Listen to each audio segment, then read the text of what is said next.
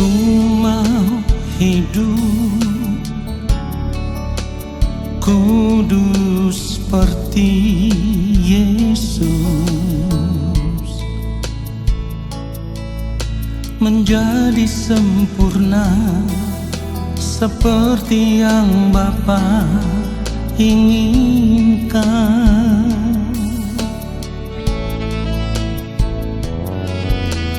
Ku mau selalu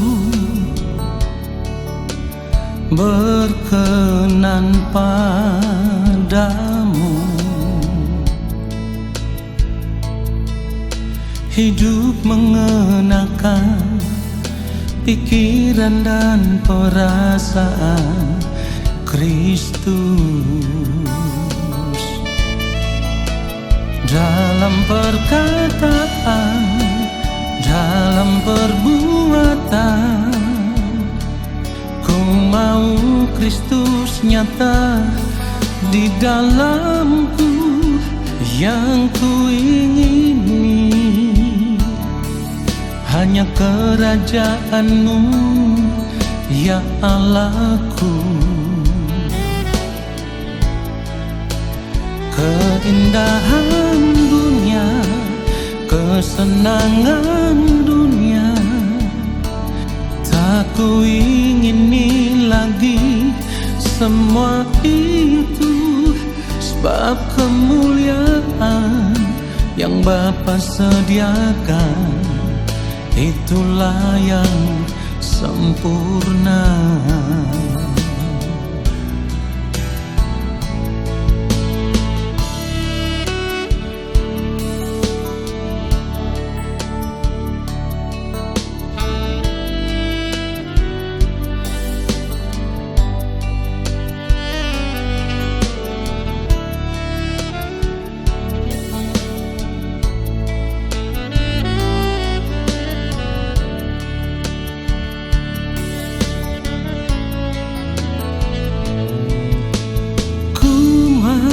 Selalu berkenan padamu, hidup mengenakan pikiran dan perasaan Kristus, dalam perkataan, dalam perbuatan. Ku mau Kristus nyata di dalamku, yang ku ingini hanya kerajaan-Mu, ya Allahku. Keindahan dunia, kesenangan dunia, tak ku ingini lagi semua itu, sebab kemuliaan yang Bapa sediakan, itulah yang sempurna. Oh, dalam perkataan, dalam perbuatan, ku mau Kristus nyata di dalamku, yang ku ingini hanya kerajaan-Mu, ya Allahku.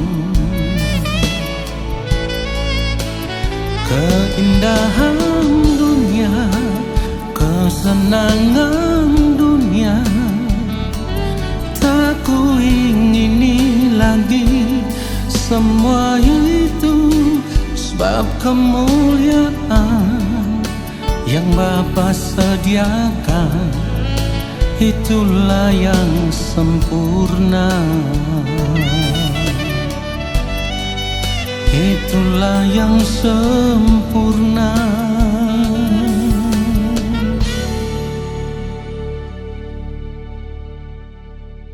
Mari kita berdoa. Allah Bapa kami yang ada di dalam kerajaan sorga, kembali kami ada di hadapan Bapa. Kami mau berdiam diri di hadapan Bapa. Kami mau tenggelam di dalam hadirat-Mu. Dan kami mau menikmati lawatan-Mu ya Tuhan. Kami mau menanti-nantikan Bapa berbicara kepada kami lewat setiap kebenaran firman yang akan kami dengar. Oleh sebab itu kami mohon belas kasihan Bapa. Di dalam kekuatan kuasa Roh Kudus biarlah kami semua diurapi, supaya oleh pengurapan kuasa Roh Kudus kami boleh mengerti setiap kebenaran firman yang kami dengar. Lalu ketika kami mengerti, kami mau berjuang untuk terus tinggal di dalam firman-Mu ya Bapa, dan firman-Mu tetap tinggal di dalam kami. Maafkan kami ya Bapa. Seringkali kami masih salah di dalam setiap gerak kehidupan kami. Dalam sikap, gerak pikiran, perkataan, perbuatan, tingkah laku kami. Seringkali belum tepat seperti apa yang Bapa kehendaki.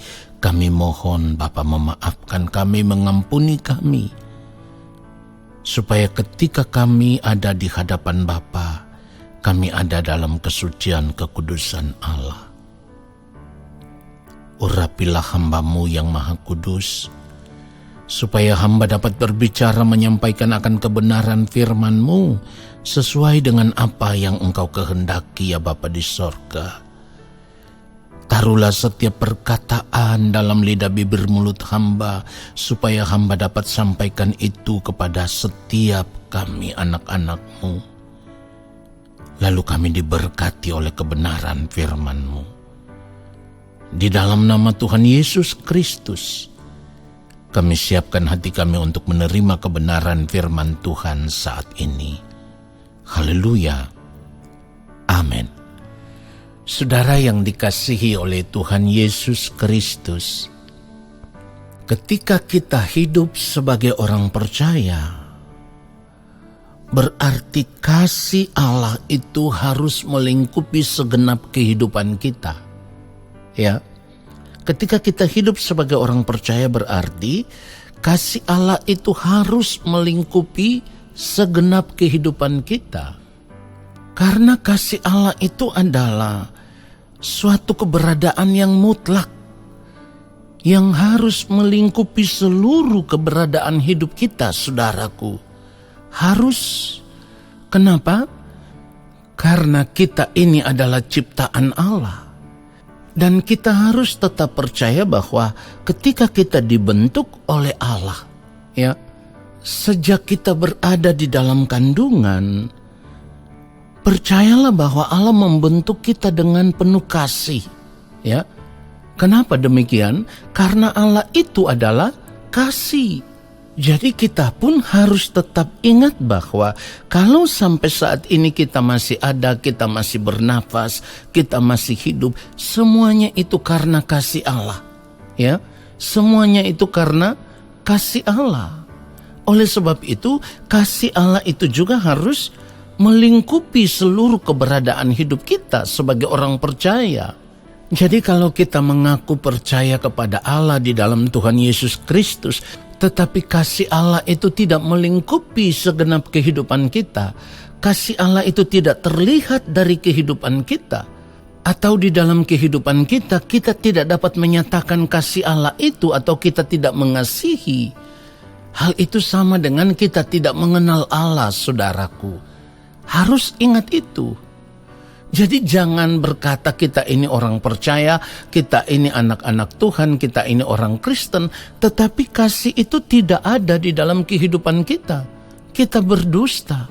Kita sebenarnya tidak mengenal Allah. Sebab kalau kita tahu kita diciptakan oleh Allah, itu pun berdasarkan kasih yang mengalir dari hatinya. Karena Allah itu sendiri adalah kasih, maka wajib bagi kita untuk hidup dan menyatakan kasih Allah itu di dalam kehidupan kita, supaya orang lain pun bisa melihat kasih Allah itu ada di dalam hidup kita. 1 Yohanes pasal yang keempat ayat yang ke-8, 1 Yohanes pasal yang keempat ayat yang ke-8, firman Tuhan katakan, barang siapa tidak mengasihi, ia tidak mengenal Allah, sebab Allah adalah kasih. Oleh sebab itu, satu hal yang perlu kita ingat di sepanjang umur hidup kita, bukan kita yang mengasihi Allah. Sekali lagi, bukan kita yang mengasihi Allah, tetapi Allah yang lebih dahulu mengasihi kita. Allah yang membentuk kita dengan kasih-Nya. Allah yang menjaga memelihara kita dengan kasih-Nya. Apapun keberadaan hidup kita saat ini, kita harus percaya bahwa kita ada karena pemeliharaan Allah. Kita ada karena kasih Allah. Dan itu dapat dibuktikan. Dan pembuktiannya sangat sederhana, saudaraku. Kalau saat ini kita masih bernafas, kita masih menghirup nafas hidup ini, ingat baik, nafas hidup ini adalah milik Allah. Firman Tuhan katakan ketika manusia pertama kali dibentuk oleh Allah dari debu tanah, manusia belum menjadi makhluk hidup. Dan manusia baru menjadi makhluk hidup ketika Allah menghembuskan nafas hidup ke dalam hidung manusia. Oleh sebab itu sekarang pun kita harus benar-benar menyadari bahwa kalau kita masih bernafas, kita masih hidup, itu semua karena kasih Allah. Dan kita harus benar-benar mengerti bahwa kasih Allah itu kekal. Ya, kita harus mengerti itu. Kasih Allah itu kekal. Artinya kasih Allah itu tidak pernah berkesudahan. Dan manifestasi kasih Allah itu bisa kita lihat di dalam kehidupan yang mulia Tuhan Yesus Kristus ketika Tuhan Yesus masih hidup di dunia ini. Perjalanan kehidupan yang mulia Tuhan Yesus Kristus selama hidup di dunia ini selalu dilandasi dengan kasih Allah. Perhatikan itu, saudaraku. Kalau kita membaca kebenaran firman Tuhan, kalau kita belajar firman Tuhan secara benar, maka kita bisa melihat bahwa setiap mujizat yang dilakukan oleh Tuhan Yesus Kristus di dalam pelayanannya, semuanya dimulai atau dilandasi dengan hati yang penuh dengan belas kasihan, saudaraku. Jadi apapun yang dilakukan oleh yang mulia Tuhan Yesus Kristus saat itu, selalu dilakukan dengan hati yang penuh belas kasihan. Dan kasih itu terus dinyatakan di dalam kehidupan yang mulia Tuhan Yesus Kristus sampai Ia menyerahkan hidupnya mati di atas kayu salib. Dan pengorbanan yang dilakukan oleh yang mulia Tuhan Yesus Kristus sampai mati di atas kayu salib, itu telah menunjukkan kepada kita bahwa kasih Allah itu kekal. Mari kita lihat Yohanes pasal 13, Yohanes 13 ayat 1. Firman Tuhan katakan, sementara itu sebelum hari raya Paskah mulai, Yesus telah tahu bahwa saatnya sudah tiba untuk beralih dari dunia ini kepada Bapa. Sama seperti Ia senantiasa mengasihi murid-muridnya, demikianlah sekarang Ia mengasihi mereka sampai kepada kesudahannya. Perhatikan itu. Kasih Allah itu kekal, tidak berkesudahan. Kasih Allah itu tidak terukur, saudaraku. Itulah sebabnya kalau kita membaca kebenaran firman Tuhan di dalam Efesus pasal yang ketiga, Efesus pasal yang ketiga, ayat yang ke-18 dikatakan apa? Aku berdoa supaya kamu bersama-sama dengan segala orang kudus dapat memahami betapa lebarnya dan panjangnya dan tingginya dan dalamnya kasih Kristus. Saudaraku, di dalam kehidupan sebagai manusia pun, ketika mengenakan tubuh daging ini, yang mulia Tuhan Yesus Kristus sendiri mengalami kasih Allah itu, menerima kasih Allah itu dari Bapa di sorga. Kalau kita melihat kebenaran firman Tuhan, Yohanes pasal yang ketiga ayat 35, dikatakan apa? Bapa mengasihi anak dan telah menyerahkan segala sesuatu kepadanya. Perhatikan itu. Pada ayat firman Tuhan yang lain kita juga bisa baca Matius pasal 3 ayat 17. Firman Tuhan katakan, lalu terdengarlah suara dari sorga yang mengatakan, inilah anakku yang kukasihi, kepadanya lah aku berkenan. Saudaraku, kita juga harus melihat bahwa kasih Allah itu tidak terukur, ya. Kasih Allah itu tidak terukur, saudaraku. Dan itu dibuktikan di mana Allah memberikan putra kesayangannya menjadi korban penebus. Semua dilakukan berdasarkan kasih. Kasih kepada dunia ini dan manusia yang ada di dalamnya, saudaraku.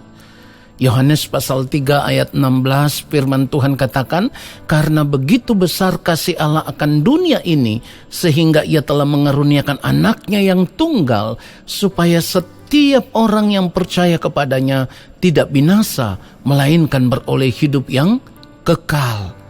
Jadi tidak terukur kasih Allah itu, saudaraku. Dan kita harus tahu bahwa kasih Allah itu benar-benar nyata di dalam kehidupan kita. Ketika yang mulia Tuhan Yesus Kristus menyerahkan segenap hidupnya, rela disalib sampai harus mati di atas kayu salib. Semua itu hendak menunjukkan kepada kita bahwa betapa Allah Bapa di sorga begitu mengasihi kita. Di dalam Kristus Bapa begitu mengasihi kita. Kalau kita membaca kebenaran firman Tuhan, Roma pasal yang ke-5 ayatnya yang ke-8 dikatakan, akan tetapi Allah menunjukkan kasih-Nya kepada kita oleh karena Kristus telah mati untuk kita ketika kita masih berdosa. Jadi perhatikan, Allah mengasihi kita itu tanpa batas. Allah mengasihi kita bukan karena kita ini orang benar, bukan. Tetapi kasih Allah itu dinyatakan kepada kita ketika kita masih berdosa. Disitulah yang saya katakan tadi bahwa kasih Allah itu tidak terukur, saudaraku, tanpa batas. Kasih Allah itu kekal. Jadi kalau kita mengerti bahwa kasih Allah itu tidak terukur, dinyatakan kepada kita ketika kita di dalam keadaan berdosa, dan kasih itu dinyatakan lewat kematian Kristus untuk menebus kita dari pelanggaran salah dan dosa kita, maka ketika kita hidup saat ini sebagai orang percaya, kita harus merespon secara benar kasih Allah kepada kita itu. Artinya kalau kita mengerti bahwa di dalam Kristus kita telah menerima kasih karunia Allah, anugerah keselamatan, maka sebagai respon yang benar atas karunia Allah yang kita terima di dalam Kristus Yesus, kita tidak punya pilihan yang lain selain kita harus hidup mengerjakan keselamatan ini dengan takut dan gentar selama kita masih ada di dunia ini. Keselamatan itu harus kita kerjakan sampai di ujung nafas hidup kita yang terakhir. Tujuannya tidak ada yang lain, saudaraku. Orang percaya yang mau merespon kasih Allah yang telah diterima di dalam Kristus Yesus hanya memiliki satu tujuan, supaya ketika kita berada di balik kematian, Allah bisa menemukan kita sebagai anak-anaknya yang berkenan kepadanya. Karena selama kita hidup di dunia ini, kita hidup mengerjakan keselamatan itu dengan takut dan gentar. Atau dengan kata lain, selama kita hidup di dunia ini, Bapa di sorga menemukan kita hanya hidup untuk melakukan kehendak-Nya. Jadi saudaraku, kita semua harus menyadari akan hal ini secara benar. Lalu sepanjang umur hidup kita yang masih tersisa ini, biarlah kasih Allah itu melingkupi kehidupan kita. Dan tentu kalau kita hidup di dalam kasih Allah, akibatnya juga pasti ada. Dampaknya itu pasti ada. Apa dampaknya bagi kehidupan kita? Kalau kita tetap hidup di dalam kasih Allah, atau dengan kata lain, kalau kita tetap hidup di dalam Kristus, hidup sama seperti Kristus, dampaknya apa? Kita akan memperoleh hidup yang kekal. Itu yang pertama. Kita akan memperoleh hidup yang kekal. Dan itu janji firman Tuhan. Yohanes 3 ayat 16 tadi yang kita baca. Karena begitu besar kasih Allah akan dunia ini, sehingga ia telah mengaruniakan anaknya yang tunggal. Perhatikan ini, supaya setiap orang yang percaya kepadanya tidak binasa, melainkan beroleh hidup yang kekal. Ingat, percaya itu harus disertai dengan tindakan. Artinya kalau kita tahu bahwa kita harus hidup sama seperti Kristus, maka kita harus bertindak. Kita harus tunjukkan kehidupan kita bahwa kita benar-benar hidup sama seperti Kristus telah hidup. Lalu dampak yang lain, saudaraku, kita itu diangkat menjadi anak-anak Allah. Yohanes pasal 1 ayat 12 dikatakan, tetapi semua orang yang menerimanya diberinya kuasa supaya menjadi anak-anak Allah, yaitu mereka yang percaya dalam namanya. Perhatikan itu, saudaraku. Dampak yang lain yang bisa kita rasakan ketika hidup kita dilingkupi oleh kasih Allah atau kita hidup di dalam kasih Allah, maka kita akan selalu dipimpin oleh Roh Kudus. Roma pasal yang ke-8 ayat 14, semua orang yang dipimpin Roh Allah adalah anak Allah. Saudara yang dikasihi oleh Tuhan Yesus Kristus, dampak yang lain lagi yang bisa terjadi dalam kehidupan kita ketika hidup kita dilingkupi oleh kasih Allah, maka buah roh itu akan nyata di dalam kehidupan kita. Apa saja buah roh itu? Galatia pasal yang ke-5 ayat 22 ayat 23, firman Tuhan katakan itu. Tetapi buah roh ialah kasih, sukacita, damai sejahtera, kesabaran, kemurahan, kebaikan, kesetiaan. Ayat 23, kelemah lembutan, penguasaan diri. Tidak ada hukum yang menentang hal-hal itu. Saudara perhatikan itu. Saudaraku, bukan itu saja. Ketika hidup kita dilingkupi oleh kasih Allah, artinya ketika kita hidup di dalam takut akan Allah, hidup melakukan kehendak Allah, hidup hanya untuk menyukakan, menyenangkan hati Allah Bapa di surga, maka nantinya ketika kita berada di balik kematian, kita menjadi ahli waris kerajaan Allah. Roma pasal yang ke-8 ayat 17 dikatakan, dan jika kita adalah anak, maka kita juga adalah ahli waris. Maksudnya, orang-orang yang berhak menerima janji-janji Allah yang akan menerimanya bersama-sama dengan Kristus, yaitu jika kita menderita bersama-sama dengan Dia, supaya kita juga dipermuliakan bersama-sama dengan Dia. Satu hal yang harus kita perhatikan, ketika hidup kita dilingkupi oleh kasih Allah, maka kita pun akan rela untuk menderita bersama-sama dengan Kristus. Jadi saudaraku, jangan pernah berpikir bahwa ketika kita sudah menerima kasih Allah, kita sudah percaya kepada Allah di dalam Tuhan Yesus Kristus, lalu sebagai anak-anak Allah kita memaksakan kehendak kita kepada Allah Bapa di sorga, supaya semua kehendak kita dituruti oleh Bapa. Artinya kita bisa hidup di dalam kenyamanan hidup, ya. Kita hidup menikmati dunia ini dengan segala kesenangannya. Kita hidup menikmati kebahagiaan hidup dunia, ya. Tidak seperti itu, saudaraku. Sebab ketika kita ada di dalam Kristus, kita dipanggil untuk hidup sama seperti Kristus telah hidup. Tidak mengingini dunia ini dengan segala apapun yang ada di dalamnya, saudaraku. Filipi pasal 1 ayat 29 firman Tuhan katakan, sebab kepada kamu dikaruniakan bukan saja untuk percaya kepada Kristus, melainkan juga untuk menderita untuk Dia.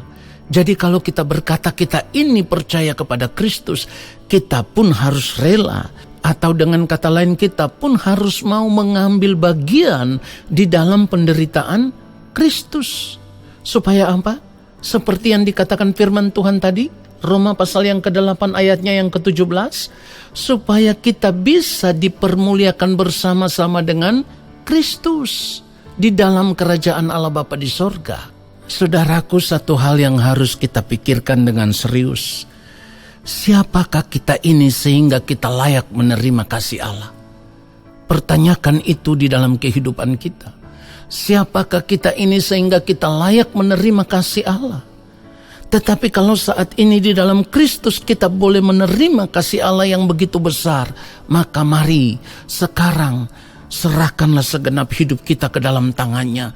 Lalu biarkan kehidupan kita dilingkupi oleh kasih-Nya. Supaya di sepanjang perjalanan hidup kita, di dalam sikap, di dalam perkataan, di dalam perbuatan, di dalam tindakan, di dalam tingkah laku, di dalam seluruh aspek hidup kita, apapun yang kita lakukan, kasih Allah itu nyata di dalam kehidupan kita.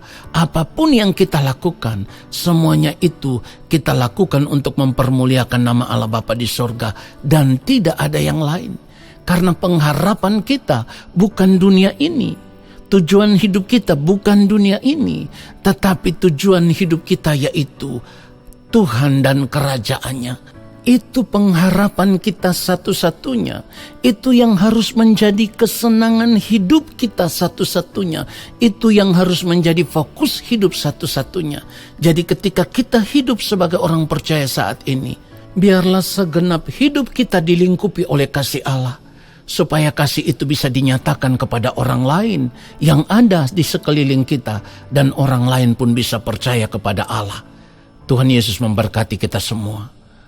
Amin. Mari kita angkat tangan di hadapan Bapa di sorga dan terimalah berkat-Nya.